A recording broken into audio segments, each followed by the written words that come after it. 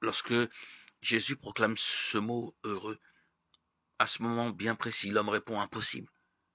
Si le bonheur est cela, il est faux. S'il est à ce prix, il n'est pas à notre portée. Pas ton chemin.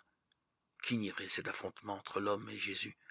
Qui n'en découvrirait les signes évidents à toute époque, à la nôtre en particulier? Le croyant sait que Jésus ne berne pas les hommes, mais qu'il y a de la part de ces derniers une incompréhension fondamentale du dessein de Dieu. Faut-il pour autant faire intervenir la notion de péché? Sans doute chaque homme est-il constamment tenté par une fausse conception du bonheur, et y succombe-t-il fréquemment, parfois par lâcheté. L'attirance des plaisirs transitoires, qui ont le mérite d'être immédiats, répand souvent un brouillard sur les promesses de Dieu.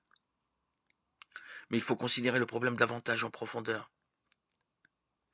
L'obstacle essentiel se situe au niveau de la foi.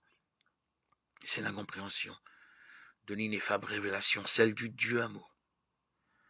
Notre cœur est trop étroit pour concevoir ce Dieu, et par voie de conséquence pour l'accueillir spontanément. Cela relève de la pauvreté et de la finitude de l'homme.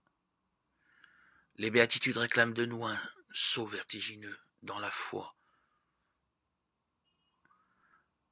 Mais sur la route qui nous mène vers l'intelligence du discours sur la montagne, un obstacle demeure.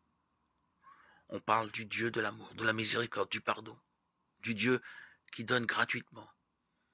Or, il semble que le discours se présente sous la forme d'une loi. Qui dit loi ne dit-il pas marcher? J'applique la loi, je suis bon citoyen. Je la méprise et l'on me met en prison. En va-t-il ainsi dans nos relations avec Dieu? Comment alors parler d'un Dieu d'amour?